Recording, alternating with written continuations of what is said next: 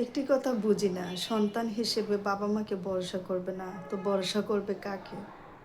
আমরা কোন সময়টার মধ্যে এসে পৌঁছে গেছি সেটাই ভাবতে কষ্ট হয়। যেখানে সন্তানের সবচেয়ে নিরাপদ আশ্রয় হচ্ছে বাবা মা, সেই বাবা মাই যদি হয় সন্তান হত্যাকারী, তাহলে কিভাবে একটা সন্তান দিন শেষে নিশ্চিন্তে ঘুমাতে যাবে?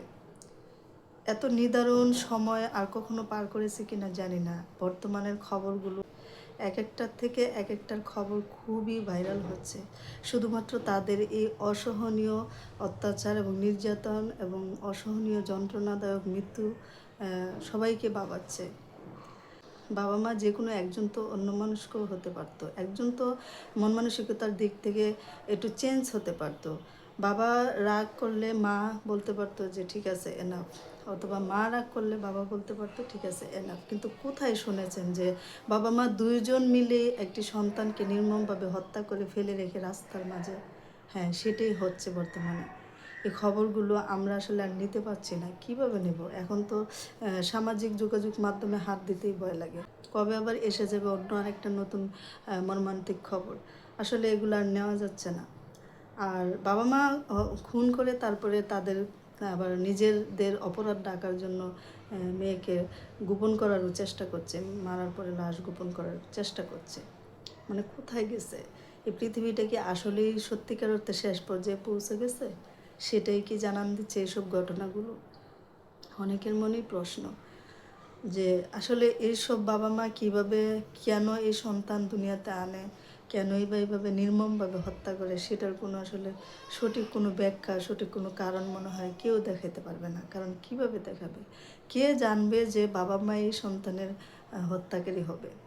এই তো কিছুদিন আগে গাজীপুরে বাবা নিজ হাতে তার ফ্যামিলি পুরো ধ্বংস করে দিল। তারপরে এই যে এই ঘটনাটা, এছাড়াও অহরহ কাহিনী আছে যেগুলো বাবা মা হত্যা করে নিজের সন্তানকে। আমার কথা হচ্ছে, তোমার সন্তান যদি পালতে বা তোমার সন্তান নিয়ে যদি তোমার সম্মানের এতই সমস্যা হয়, তাহলে এই সন্তান দুনিয়াতে আনার আগেই তো বাবা দরকার। এই সন্তান আনার আগেই তো বাবা দরকার, যে সন্তান এসে হয়তো বা খারাপ হয়ে যেতে পারে। কারণ আপনি কি ফেরেশতা ছিলেন?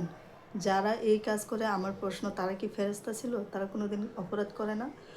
তারা যদি অপরাধ করে বেঁচে থাকার অধিকার থাকে, তাদের সন্তান কেন বেঁচে থাকতে পারবে না? একটা সন্তান যদি অপরাধ করে, তাকে কেন ক্ষমা করে দেওয়া যাইল না? কেন তাকে ক্ষমা করে দিল না? অথবা তাকে বিচার সালিসের মাধ্যমে যে কোনোভাবেই তাকে বুঝ পরামর্শ দেওয়া যেত। যদি সেটাও না হয়, তাহলে তাকে ত্যায্য করে দেওয়া যেত। তারপরও সন্তানকে বাঁচিয়ে রাখা তো তাদের উচিত ছিল। কিভাবে তারা নিজের হাতে নিজের সন্তানকে আসলে হত্যা করে, যে সন্তানের জন্য পৃথিবীর বেশিরভাগ মানুষই নিজের জীবনকে একদমই নিঃশেষ করে দিচ্ছে, তিলে তিলে নিঃশেষ করে দেয় প্রতিটা বাবা মা সন্তানের জন্য। তারা কীরকম বাবা মা? আর যে সন্তান দুনিয়াতে নিয়ে এসে তারপরে তাকে হত্যা করে, তারা কীরকম বাবা মা? এই জায়গাটা কতটা ডিফারেন্স! আসলে বাবা মা হলেই শুধু বাবা মা হয় না। এই বাবা মাগুলো না কোনো কারণে বাবা মা হয়ে গেছে। তারা আসলে বাবা মা হওয়ার কোনো যোগ্যতাই রাখে নাই। তারা কোনো কারণে সন্তানকে একটু লালন পালন করেছে, কোনো একটা জায়গায় কোনো একটা ইস্যু পেয়েছে, সেখানেই তারা তাদের সন্তানকে হত্যা করে ফেলেছে। এটা কোনো কথা যে নিজের সন্তান দুনিয়াতে এনে সেই সন্তানকে বুকে ধরে লালন পালন করে তারপরে সেই সন্তানকে মেরে ফেলতে হবে শুধুমাত্র বেশি সম্পর্কের জের ধরে?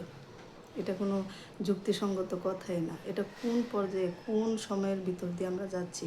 মাঝে মধ্যে আসলে ভাবলেই কষ্ট লাগে যে এত বড় নিষ্ঠুর সময় আর আগে কখন ছিল আমাদের তো জানা নেই।